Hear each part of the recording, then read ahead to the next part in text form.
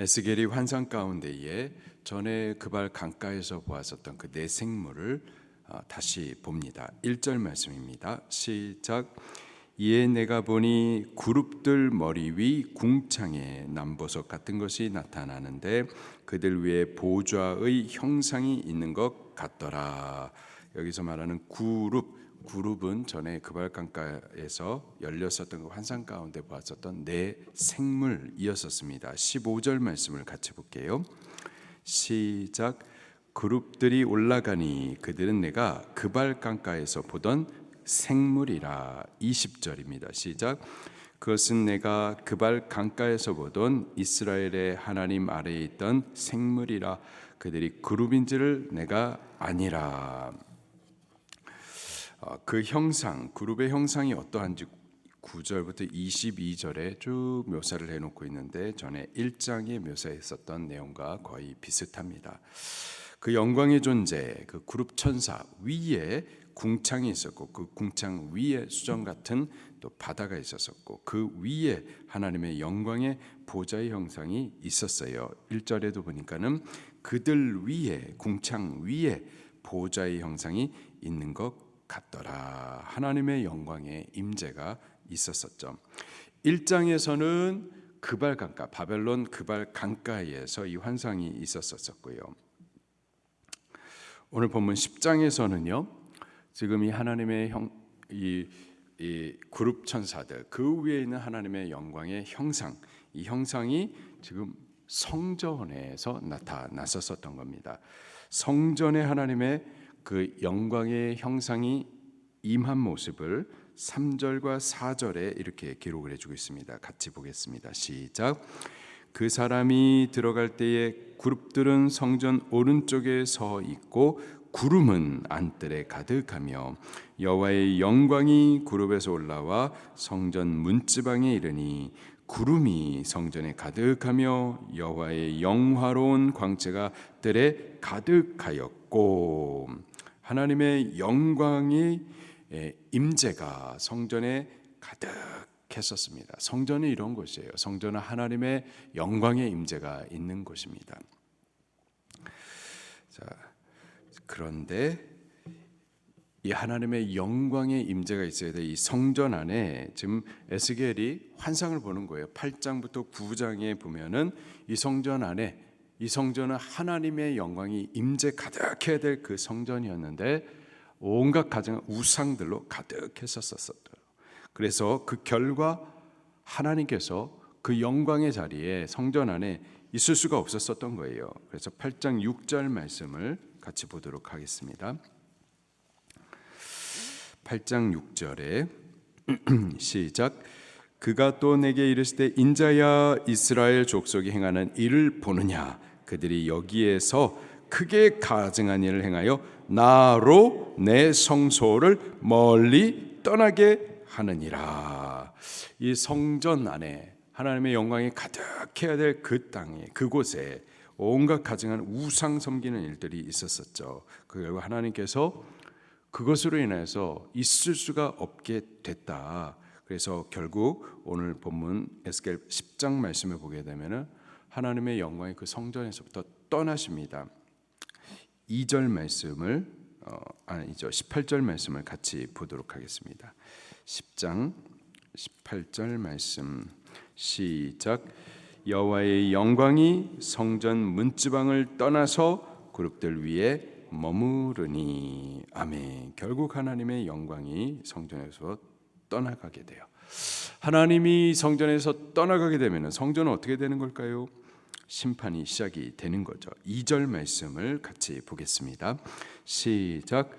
하나님이 가는 베옷을 입은 사람에게 말씀하여 이르시되 너는 구름 밑에 있는 바퀴 사이로 들어가 그 속에서 숯불을 두 손에 가득히 움켜 가지고 성읍 위에 흩으라 하시매 그가 내 목전에서 들어가더라. 아멘. 하나님의 영광이 떠나자마자 이제 하나님의 영광이 떠난 그 도시 예루살렘 안에 하나님의 심판이 선언이 됩니다.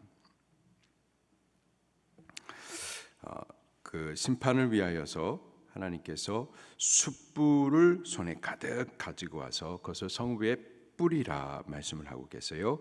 그랬더니 그 가는 베옷을 입은 사람이 그 숯불을 집어옵니다. 7절 말씀을 또 같이 보겠습니다. 시작.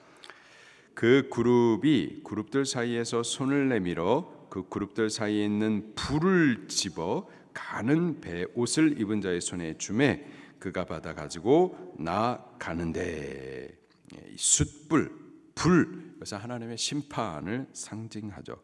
죄에 대한 하나님의 진노와 심판의 도구로 사용이 되는 것이 이 숯불 그리고 불입니다. 소돔과 고모라 땅이 죄악이 가득함으로 인해서 하나님의 심판을 받게 되는데 불로 심판을 받게 되죠. 또 영원한 심판, 지옥, 그것은 지옥 불못이 있는 곳이죠. 이렇게 불, 숯불, 그래서 하나님의 진노, 심판의 도구로 사용이 되는 겁니다. 이 숯불을 두 손에 가득 쥐고서 이제 성읍 위에 뿌리라 말씀하고 있어요. 그래서 그 말씀을 받아가지고 성읍 위에 이 불로 뿌려서 심판하는 그 심판의 주체가 누군가 보니까는 2절에 가는 베옷을 입은 사람이었었습니다. 가는 베옷을 입은 사람이 9장에 보면은 먹그릇을 가지고서 남은 자들의 이마에다가 표를 했었던 사람이었어요. 남은 자의 이마에다 표를 함으로 심판의 때에 구원을 받을 수 있도록 그렇게 했었던 자가 가는 베옷을 입은 사람이었었죠. 그런데 오늘 10장에 와서는 그 이마에 표를 했었던 그 가는 베옷을 입은 사람이 숯불을 가지고 와서 성읍 위에 뿌려서 또 심판을 하는 주체가 되어집니다. 그 같은 사람이 구원도 하고 또 심판도 하죠. 여기 가는 베옷을 입은 사람이 도대체 누구냐? 천사들 6천사들 가운데 또 구별된 다른 한 천사였었는데 보통은 예수 그리스도를 상징을 하고 있습니다. 예수 그리스도, 그분은 죄인의 구원자이시죠. 그러나 또한 그분은 심판하시는 심판자이기도 하십니다. 죄인을 죄 가운데에서 건져서 구원하시는, 그래서 심판받지 아니하고 영원한 생명을 받게 해주시는 구원자인 동시에 그 구원의 은혜를 베푸는데 거부하는 그들에 대해서는 심판하시는 심판자로 예수님 다시 오시는 거죠. 그렇게 가는 베옷을 입은 자를 통하여서 이 숯불을 가져다가 성읍 위에 흩으라 이렇게 명령하시고 그 심판을 이루시는데요. 여기 흩으라라는 이 단어가 다시 한번 보겠습니다. 2절 말씀을 다시 한번 볼게요. 시작. 하나님이 가는 베옷을 입은 사람에게 말씀하여 이르시되 너는 그룹 밑에 있는 바퀴 사이로 들어가 그 속에서 숯불을 두 손에 가득히 움켜가지고 성읍 위에 흩으라 하시매 그가 내 목전에서 들어가더라. 자, 가는 베옷을 입은 사람이 숯불을 가져다가 성읍 위에 흩으라. 여기 흩으라라는 이 단어가 히브리식 발음으로 자라크인데요. 자라크라는 이 단어가 흩다라는 뜻도 있고 또 뿌리다라는 뜻이 있습니다. 흩다, 뿌리다. 분명히 하나님의 심판을 말하는데요. 심판 자체의 목적이 있다기보다도 심판을 통하여서 정결케 하심에 더욱 목적이 있어요. 그래서 오늘 본문에서 보면은 이 불을 통하여서 심판을 하시되 그 불을 흩어서 심판을 하시되 심판이 심판으로 끝나는 것이 아니라 그렇게 심판하심으로 인해서 이 성전에 부정하게 하는 모든 죄를 갖다가 씻어 정결케 하는 것에 목적이 있습니다. 씻어 정결케 함으로 다시 회복해 하심에 목적이 있는 거죠. 여기 이 흩으라 히브리 발음으로 자라크라는 이 단어가 에스겔에서 몇 차례 반복되어 사용이 되고 있습니다. 흩다 혹은 뿌리다라는 이 단어로 번역이 되어 있어요. 같이 한번 좀 찾아보도록 하겠습니다. 36장 25절 말씀입니다.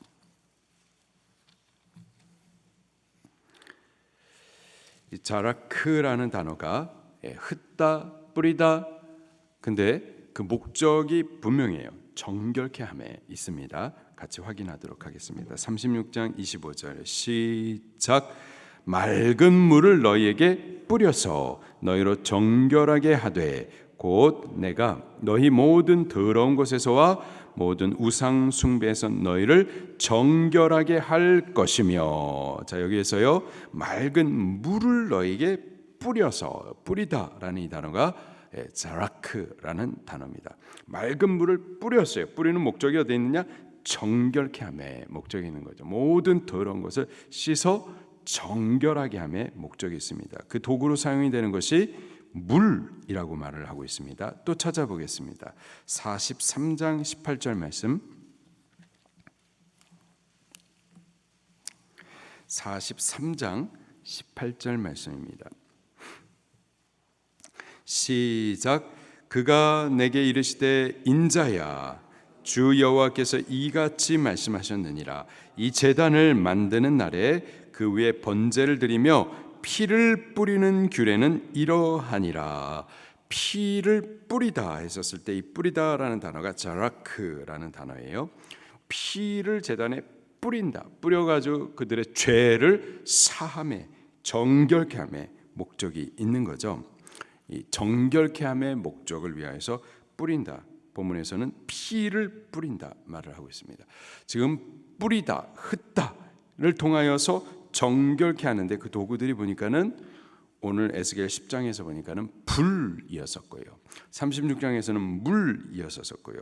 43장에는 피였었습니다.